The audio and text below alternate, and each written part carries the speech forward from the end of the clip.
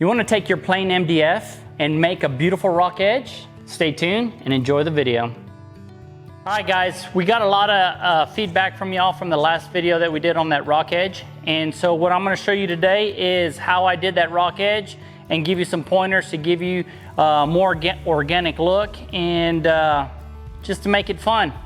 So I have a bunch of scrap MDF that I have sitting right here. And I'm just gonna take it and I'm just gonna make a table out of this stuff that I have here. So what I'm gonna do first is get my short pieces, my 3-inch pieces of MDF, and I'm gonna start marking them and making my cuts off of this. We're gonna make a rock edge all the way around on the 4 sides. So we'll just kind of figure out. Looks like I'm gonna set this up somewhere like this. And now I don't have to do a whole lot of, I'll just do some cutting, but it'll be all right. This piece will fit in the middle of that, and these will go to there. So it looks good.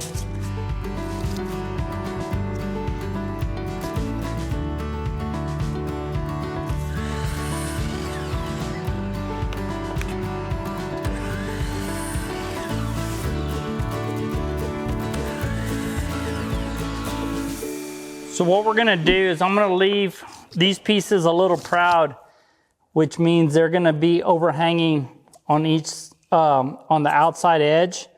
And that's gonna allow me to get more of a angle for when I put the rock edge. It's gonna help give you a better look. And all I'm doing with my pencil is making a mark exactly where I want it. That way when I put the glue, I'll know where it's gonna be.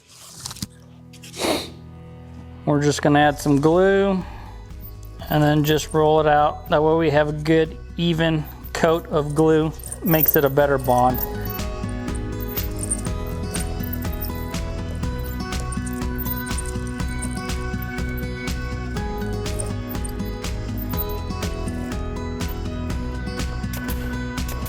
And we're using 1 1/4 inch 18 gauge brad nails.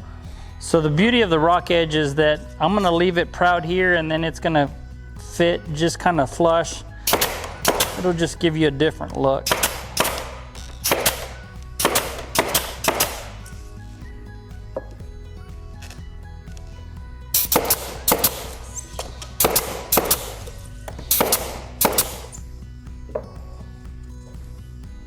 I moved the table and I put it on these little sawhorses. That way it's a little higher up and I don't have to bend over. And then plus I can get to it a lot easier all the way around. I'm gonna use a Kutzall carving disc. We'll leave the link in the description below. And so this is the medium carving disc. And all I'm gonna be doing is just carving, as you're gonna see. And on the way I like to do it is we're gonna take more off the top and be more aggressive and still put more divots in the middle. That way, so when I put the Bondo, you're gonna have that real cool depth in this rock edge.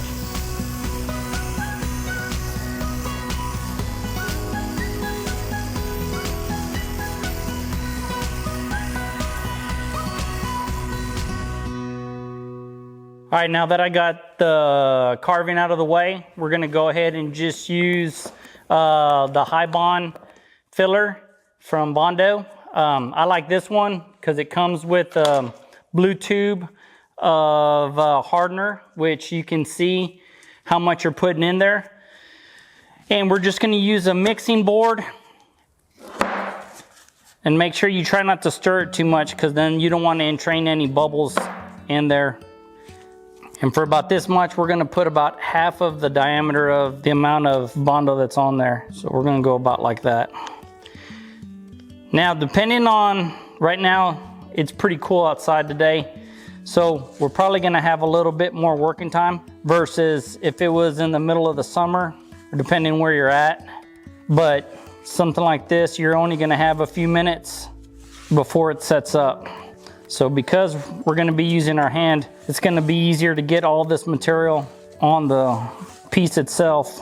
I'm gonna put a little bit more because it's just not really as gray as or as blue as I like it. And the other thing is you want to make sure that you get all the streaks out and you get it all mixed up. So what I'm gonna do is I'm gonna get some a little out on this. Just get it off the trowel. Now one thing you want to make sure that you do put is that you get it in that where it's seamed together, and make sure that you get it up in there. That way you won't see where it's seamed together.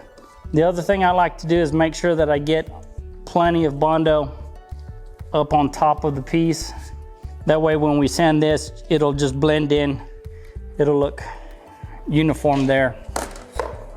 And then, so what I'm gonna do is get that all, and a little goes a long ways. You don't wanna put a lot of Bondo to where it covers everything. You just wanna give it some highs and make sure that you don't have to cover the whole piece.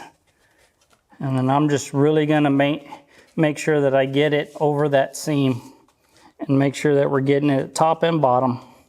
All right, so we finished the Bondo. We'll let it sit up. I'll give it about 5 or 6 hours because it's cool. And then we'll sand it, and then we'll get ready to paint. All right, so we let the Bondo dry, and now we're gonna just sand with 120 and knock off all the rough edges. All right, so we're done with this. We're gonna let Rhonda paint it, and then she's gonna put some epoxy on it. What kind of epoxy finish would you like to see? Leave the comments in below. Also, hit the bell for future notifications. And if you like this video, give it a thumbs up. You can find all our products on RK3designs.com. Until next time, adios.